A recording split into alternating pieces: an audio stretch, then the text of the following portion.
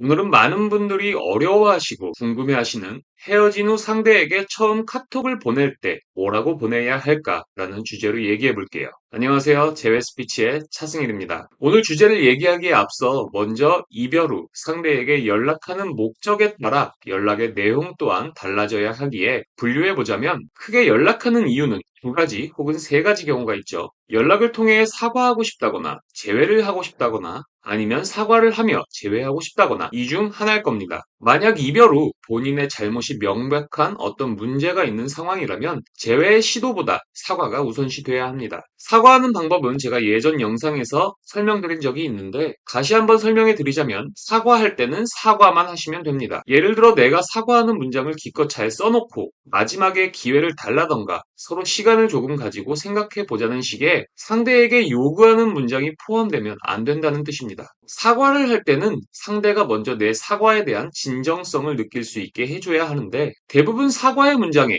요구의 문장을 추가시키기 때문에 상대가 느끼기엔 이 사람은 나를 붙잡기 위해 이런 말을 하는구나라고 생각해 여러분에게 진정성을 느끼지 못합니다. 그렇기 때문에 꼭 사과하실 때는 사과만 하시기를 바라며 사과 문장을 구성하는 간단한 팁을 드리면 반성과 공감의 내용만 포함시키면 됩니다. 예를 들어 나의 잦은 술자리가 문제였다고 가정해보면 시간을 갖고 너의 입장을 생각해보니 내 마음이 이해가 간다. 그때는 내가 너의 마음을 이해하기보단 잔소리로 치부해버린 것 같아 미안해. 이렇게 심플하게 문장을 구성하시는 걸 추천드리며 절대 사과를 하실 때 잘못에 대한 변명이나 다시 한번 기회를 달라는 식의 요구의 문장이나 앞으로 잘할 수 있을 것 같다는 다짐 같은 다른 내용들을 섞지 마시고 사과만 하셔야 의미 전달이 제대로 됩니다. 여러분이 아무리 완벽한 사과 문장을 작성하더라도 다른 목적이 보이는 순간 상대방은 진정성을 느끼지 못할 확률이 높습니다. 상대방의 마음을 빨리 돌리고 싶은 여러분의 마음은 충분히 이해하지만 조바심을 내는 행동이나 말은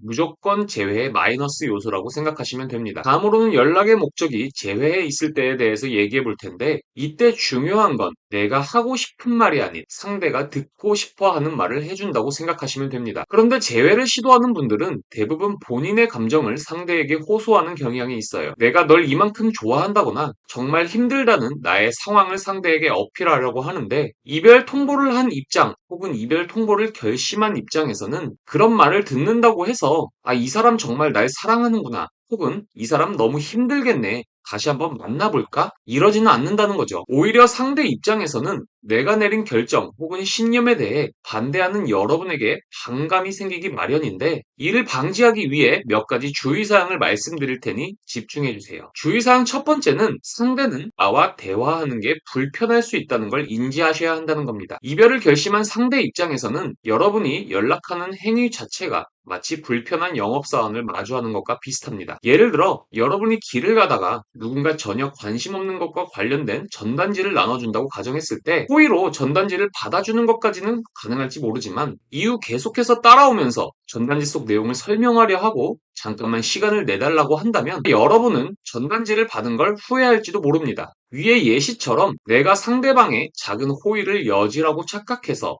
처음부터 만남을 요구하거나 재회를 요구하면 상대는 연락을 받아주는 것 자체를 멈춰버리고 차단이나 일시의 형태로 전환이 될 수 있기 때문에 첫 번째 연락의 목적을 자연스러운 두 번째 연락으로 이어질 수 있게 하는 발판 정도라고 생각하셔야 합니다. 절대 첫 번째 연락에서 큰 성과를 얻어내려고 해서는 안 돼요. 두 번째 주의사항은 한두 번의 연락으로 상대의 마음을 돌리려 해선 안 된다는 겁니다. 우리가 연애를 시작할 때도 상대에게 바로 고백을 하는 게 아니라 몇 번의 만남 이후에 상대에게 다가갔듯이 재회할 때도 마찬가지입니다. 상대에게 재회의 요구를 하기에 앞서 먼저 호감의 이미지를 다시 심어주는 과정이 필요하며 상황에 따라 횟수의 차이나 정도의 차이는 있겠지만 한두 번의 연락으로 상대의 마음을 다시 예전처럼 돌리려고 해서는 안 된다는 거죠. 그렇기 때문에 첫 번째 연락은 위에서 말씀드린 것처럼 두 번째 연락의 발판이자 상대의 나에 대한 태도를 확인하는 용도로 활용하시는 게 가장 현명하며 지금부터는